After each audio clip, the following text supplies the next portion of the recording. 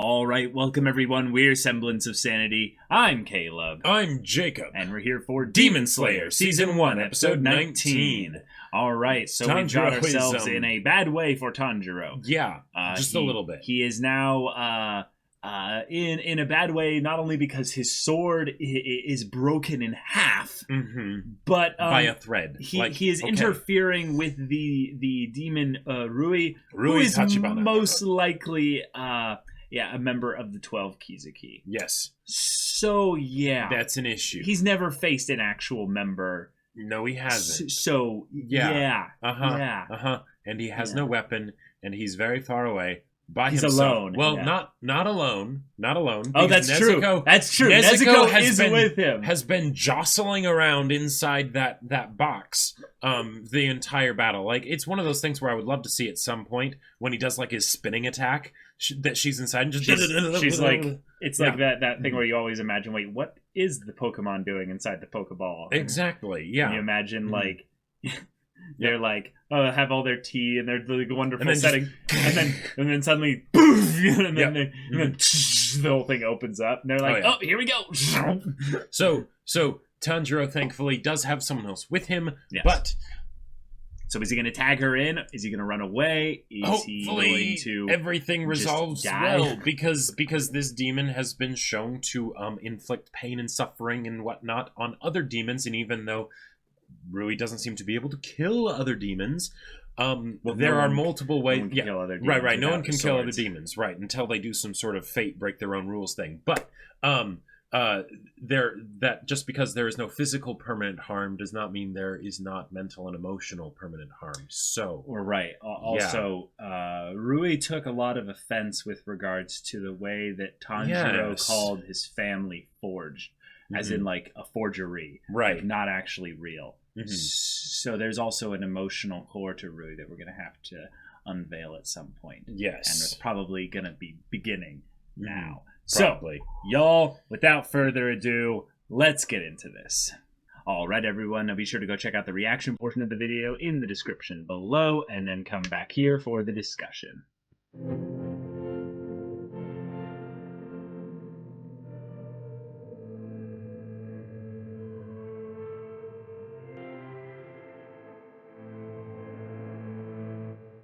All right. All right. That was amazing. Like, so I mean, yeah. I never doubted Ufotable for a second. Right.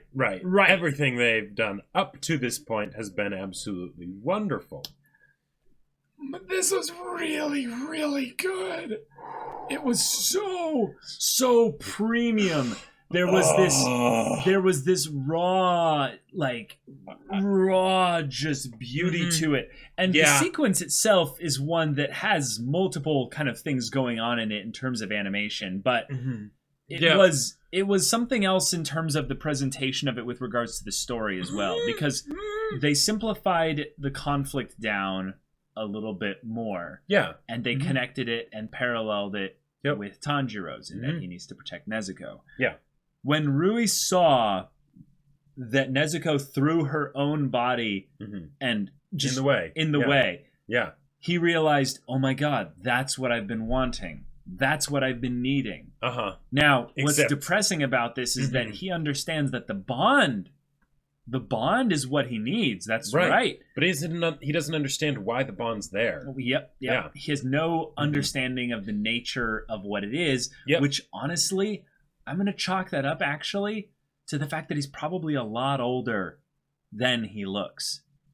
And that is that it's been so long of him being alone, just a demon. Sure. That he's like, I've created this fantasy land where everyone is pretending to be my family. And yet none of it's real, as Tanjiro very, very well deduced there. Yep. And yet, oh my god, just So, all right. Now, so this is some good stuff, y'all. I love. Okay.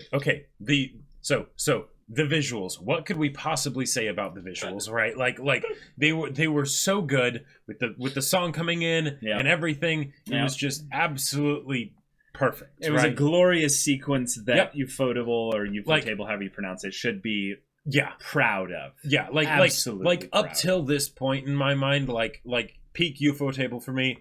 Other than maybe a couple points with Zenitsu, but like it's hard to judge because they're over. Oh, Zenitsu so stuff usually. Was peak Ufotable. Like, definitely peak Ufotable. But like before, like the thing that would always sit there in my mind would be like Gilgamesh versus Berserker and UBW, like something like that, right? Like and sure this, 5 years of additional experience and everything, and this is what we get. Oh my, this is what we get. Now, I loved the blending in of 3D environments. Oh, yeah. And how they used the idea that he was running forward. I think one of the things that we constantly forget that most anime kind of have to do is they have to utilize things in the 2D environment, so you're watching things kind of go from left to right or right to left, not going in depth into the actual through them 3D-esque environment. With a 2D character model, like, and effects and all that. To everyone that says that 3D can't be used well in anime, like it's just you need to know when to use it. You need to know when to use it. Inanimate objects, great examples of when you want to do things like that. You know, those tracking visual shots, anime energy, whatnot, especially when blended with 2D like Demon Slayer does in this amazing way, is just... Well, this is just the work of some professionals doing what they do best. This is art. This is a labor of love. It's wonderful, but the stakes that they established were really good. So in Demon Slayer as a show, there have been a lot of moments where they brought up the themes of family. Yes, definitely, and that's been a consistent theme throughout it.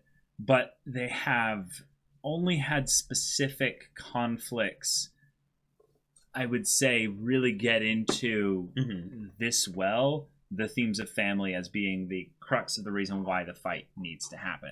Yeah. So in this case, Rui is going to take Nezuko because he understands that at the very least Nezuko is capable of this bond, this connection. Now, what's interesting is that he assumes that everyone is capable of this connection, which in some ways is actually kind of a wholesome thing. Yes. In a very weird but twisted way. Even though he doesn't understand how it works, that is commendable that he at least believes that everyone is capable of it, even if the means are all kinds of wrong. Yeah. So what he's been doing is he's been basically saying, I will make you essentially loyal to me, which is kind of the closest thing to what it could be. Right. By making you so terrified of what I'll do to you if you defy me, that you'll protect me. And I liked how he got into the idea of what the roles of these members of the family are. Is that they all protect the younger, the smaller, the weaker. Exactly. And I'm like, sure, that is a huge part of it, especially in terms of survival. Sure. The parents... they protect the kids. And you don't really get bigger kids, they protect the littler kids. Yep. And you don't get that nearly as much outside of family. Family is the big place where you know, it's sort of almost expected to sacrifice some of your own needs to take care of those around you, right? Yep. You certainly probably don't get that in the Demon Society usually. No, definitely not, because they're all probably going to be, for the most part, pretty isolated. Now, what is fascinating is that on some level, the roles in which these demons had, they were given by Rui, which is interesting because Rui, as far as the show's kind of told us, Rui couldn't have made these demons. So Rui probably joined the 12 Kizuki specifically to find a family. And what he found in the 12 Kizuki wasn't a family. Okay. So then he's like, I want a family. That's what I will demand of you, Muzan, if I serve you. And so Muzan's like, sure. I don't care what you do with a bunch of... Take your pick with a bunch of demons or what have you. So then he just slowly starts building his family. Now, what's kind of kind of weird is that there's a possibility that people like the mother, for instance, they might have actually loved some of her kids potentially. Yeah. They might have gotten to do this play acting for so long that it kind of became like a family for certain members, maybe. Yeah. But it was not fulfilling the actual need that Rui had. Yeah. Or has. Depending on if he's dead or alive at this point. I think at this point pretty sure he's dead. We might see a little bit of his his head, because he hasn't disintegrated as he disintegrates fully, and because he's a 12 Kizuki, maybe that would take a long time. Maybe it'll take a while. Yeah. But yeah, it was a great way to tie things back to the emotional core of this show and what it's all about, with and have that sort of parallel conflict, with the enemy and the protagonist. Yep. That was great. And it also addressed one of the issues that I had been kind of wondering how they were going to handle in this show. With stakes early on, because of the fact that it's, all right, I'm going to care for my sister and she's a demon, there was the idea of, okay, even if she's okay, you might need to protect her from some of the humans, but then also you might need to protect some of the humans from her, right? And then how that could get complicated if suddenly she does something that she isn't fully meaning to, but she's not in full control of her faculties, and then consequences happen as a result of that, right? But once they did the thing of her seeing all humans as family, then it's like, well, how are they going to, where are the stakes in? Because she's a demon, she can't really get hurt, right? And Tanjiro's the main character, so he's going to be more or less okay, right? And then they bring up this, which is like the elephant in the room of the, okay, if this show wanted to go into those sorts of dark places, this is how they could do it, where, you don't have to worry about the permanent physical ramifications of Nezuko actually dying, right? No. You have to worry about the psychological stuff of, she gets strung up and getting, tortured, right? Like, what do you do then? What do you do? What do you do? Right? Yeah, you can't do anything, Tanjiro. But in this case, they pulled out all the classic stops to bring our boy into the shonen power-up moment of the decade. So let's break it down a little bit, because this is really, really good classic stuff. But they did a couple world-building things here that I think are very important to point out. Okay. One, there's the aspect of the flashback in the moment of the intense conflict. Yes. We know then that something awesome is going to happen, or something really bad is going to happen when this flashback happens. It's going to be one of those two. So when we start to see everything's adorable and cute, we're thinking, oh no, this is bad. But then we see the father. Right. Now, I don't think we'd actually seen the father. We hadn't seen him. No, because I think what's implied here, and I forgot if we were told this already or what have you, but he was sickly. Right. He was sickly, died or something. And he must have died. And it's probably something where it's like, it's carryover from wounds of previous battles maybe, or something like that. Or what have you. Yeah. The point is that he passed on a bunch of things to Tanjiro. We have the theme of inheritance and I would say lineage. Right. There is a role of a father being played out here that is rather healthy and whole. Now, what's interesting is that there's this aspect of Muzan, who is terrified of, the kind of the visage of the earrings and the earrings and all the that. red hair and all things that the father had, and was like, I want you to make sure that these pass on without interruption. Yep. Why is that? Well, the father probably comes from a line of specific warriors of fighters, of demon slayers or what have you, that know something special. Yeah. Now, he tells Tanjiro back when he was a kid or what have you that there's a proper way to breathe effectively.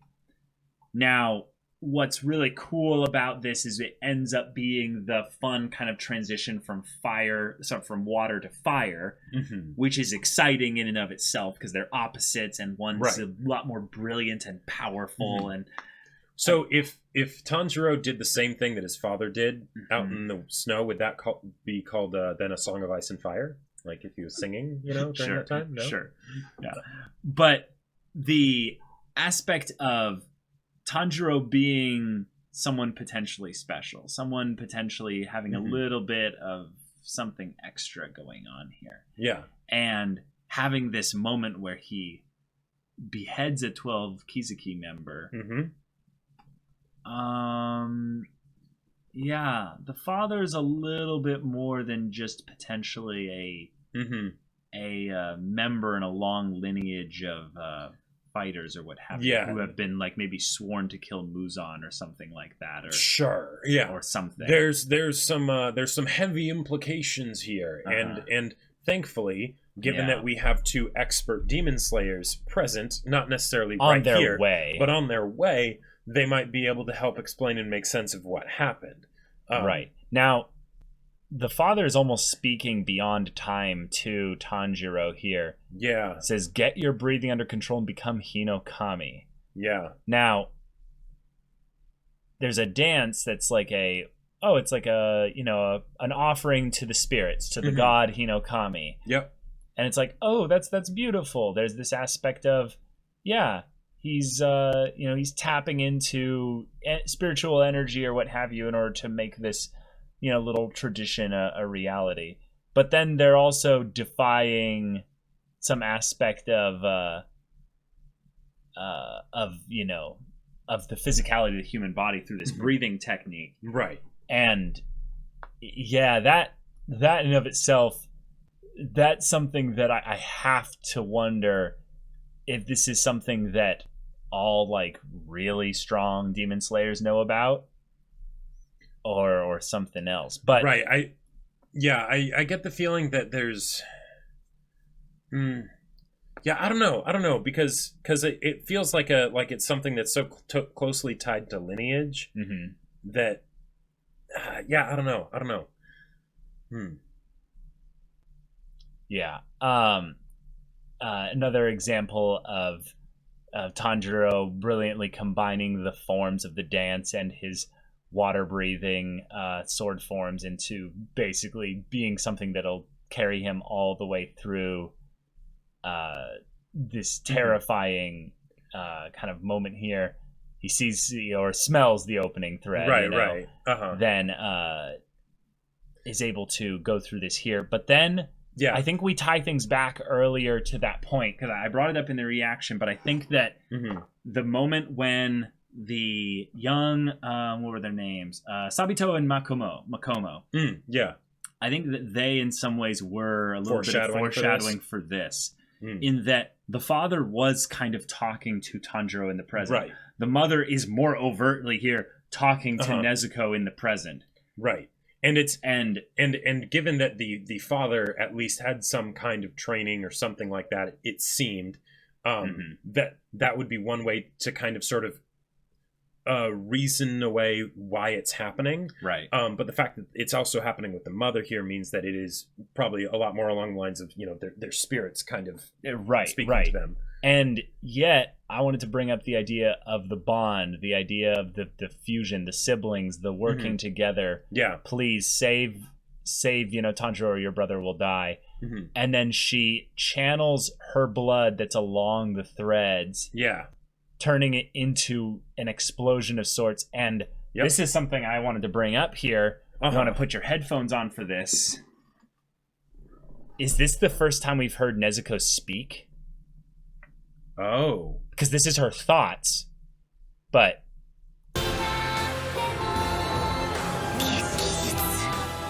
yeah.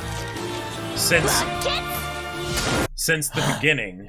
Yeah, exactly. Before she got turned into a demon. First time we've heard her speak as a demon, actually. Yeah. Even though it's her thoughts or what have you. Right. This attack is ridiculously strong, right? It burns and snaps the threads. Yep. Then, this is the thematic thing here. The blood of Nezuko, which is exploding and, bursting into flames or what have you, lands on his sword. Yeah. And then... yeah. Do you remember the part, though... Because they brought up intentionally, oh, I'm so sorry, the people that, my master's urokodaki, but also the one who made the sword. The one who made the sword. It's like, I failed you. I didn't I didn't do this properly or what have you. He was also the one that was like, it would have been really cool to see a red sword. Oh yeah, And then the blood lands on the sword here. Yeah, and then kind of ignites spreads along it, basically explodes. Turning it into like a red lightsaber almost. Yeah.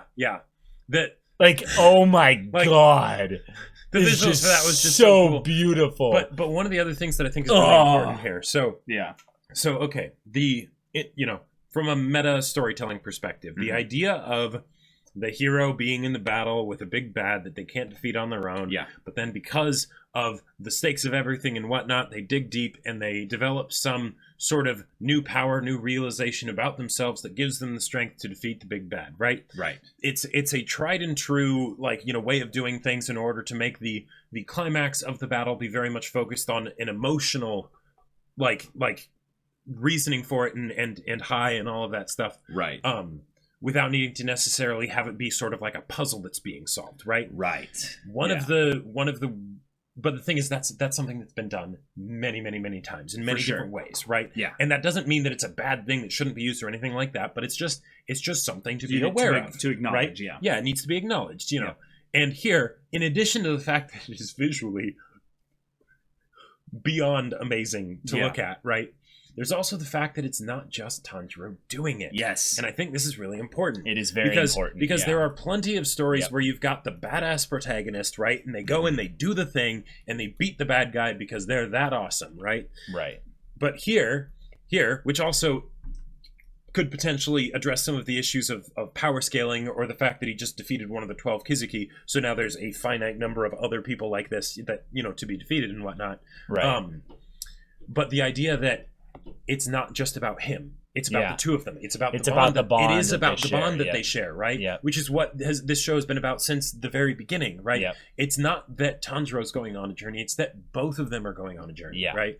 And of course, Tanjiro is sort of the one spearheading it, bearing the burden, both metaphorically and literally a lot of the time. Mm-hmm. But that distinction is incredibly important, and I think it's something that elevates this alongside the visuals, because if it just had amazing visuals and say a good execution on something really simple, and simple is powerful, so that's great, right? But having that extra bit of depth to it makes it just really come together. It was exciting, it was hype, it was something that was built up to before this and in the middle of the episode itself, so that all was handled extremely well pacing wise. But I wanted to keep harping on this aspect of the combination, the added bit of all these things working together as one. Yeah. Because for some reason, the father wanted not just the earrings, not just the breathing technique, but even the kagura, which I am assuming is the cloak that he's he's wearing. Gotcha. Yeah, and I believe that's what it is. It might not be, but there's some potential little things that I think I'm extrapolating. I'm not really seeing this as being intentional, right? But his cloak, as opposed to Tanjiro's, which has kind of a teal and like dark gray kind of checkered look, his has the colors of ashes. It's like it's embers. It's like it's faded out. Sure.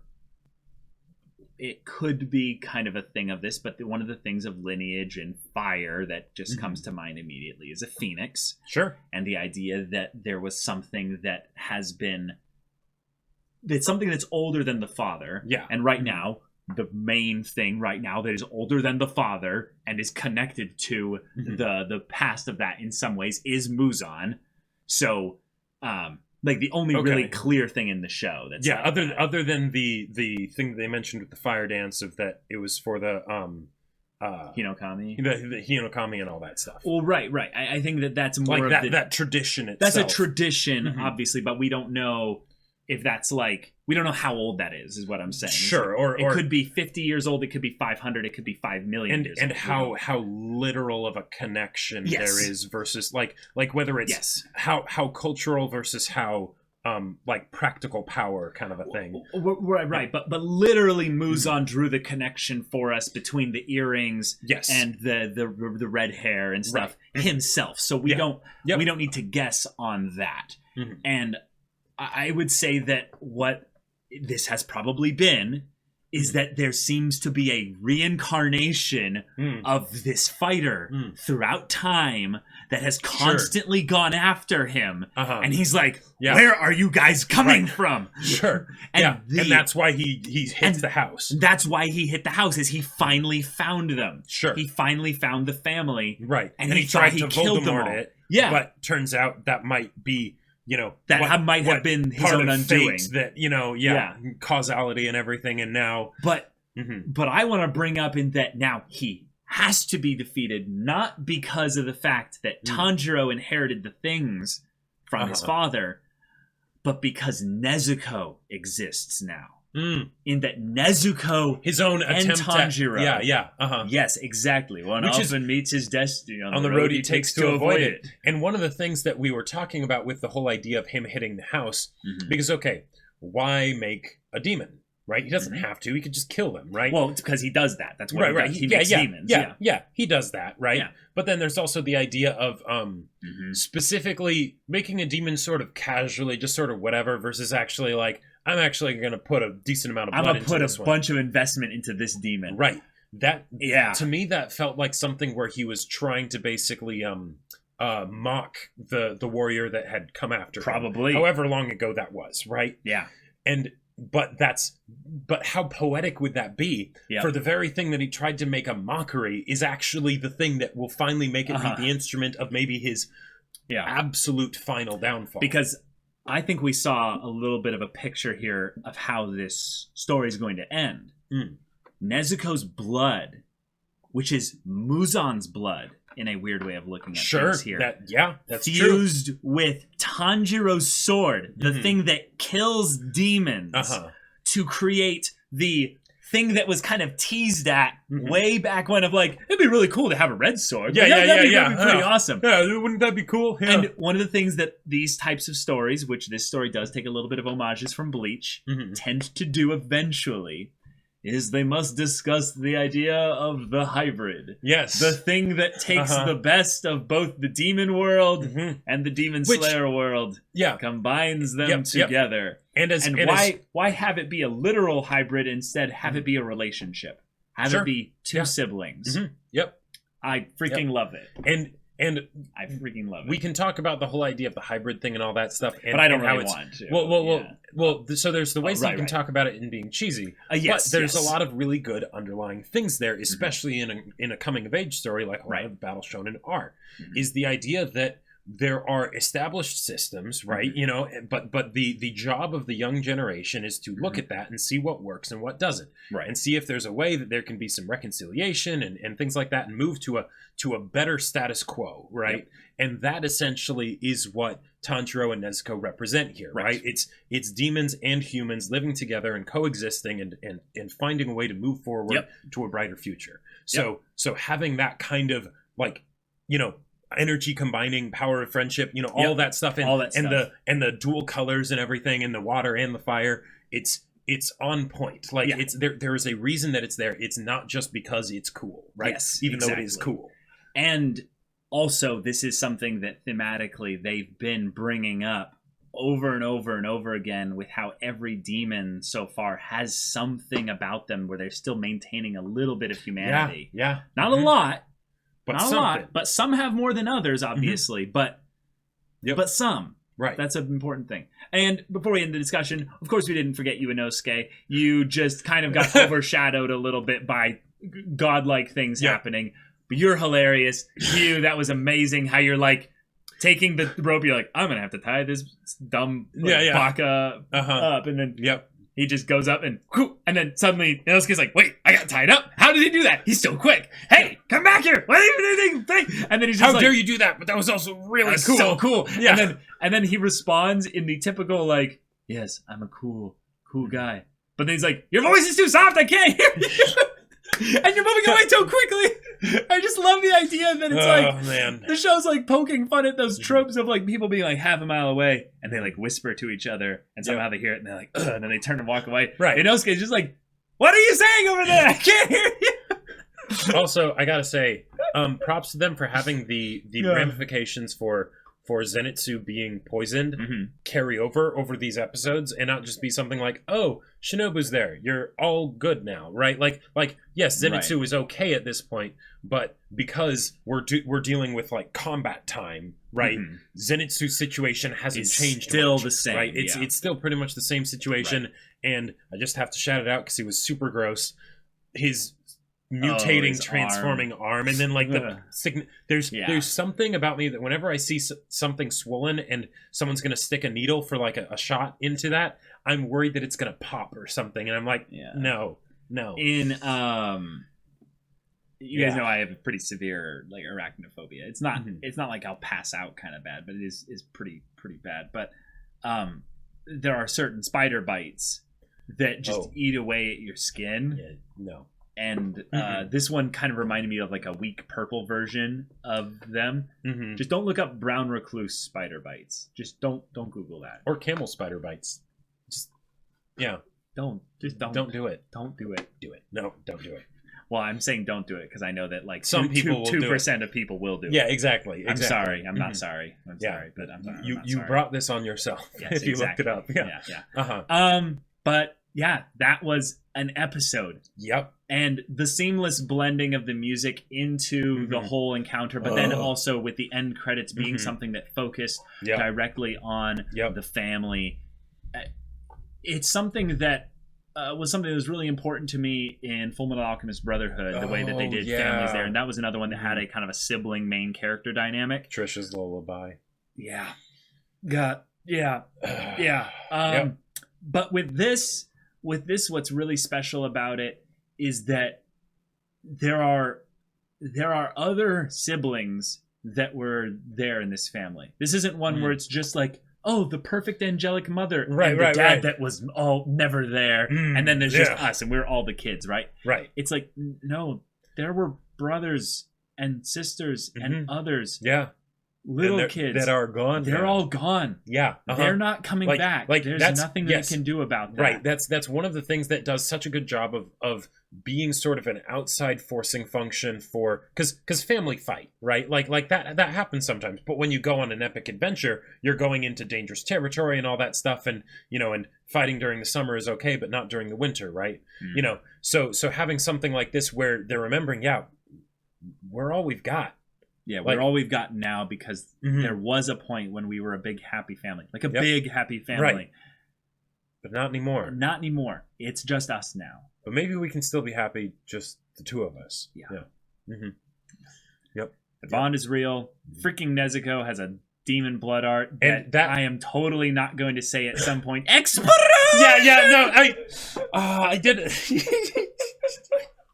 I wanted to avoid that, but I gotta say, as far as like, because we've seen Tanjiro do some really cool like movements and stuff. Sword fighting and stuff. Yeah, his forms have been really good. His forms have been really good, and this definitely takes the cake. But I feel like we haven't seen an equivalent for Nezuko yet, right? We haven't seen something that's of this level. We've seen her do really cool kicks and things like that. But this is where it's like, okay, this is real cool. Like, what's exciting about it is that both her and Tanjiro had people who are bigger in the plot kind of things look at them and go, you guys are different. Something's different about you. And in this case, I think the big one with Nezuko is that she has a lot of Muzan's blood in her. So she is actually really strong. Yeah. And when I say she's really strong, I mean, Tanjiro, you're a strong boy, right? But she's the magical girl. Like she's the magical girl, right? Yeah, exactly. Yep. Yeah.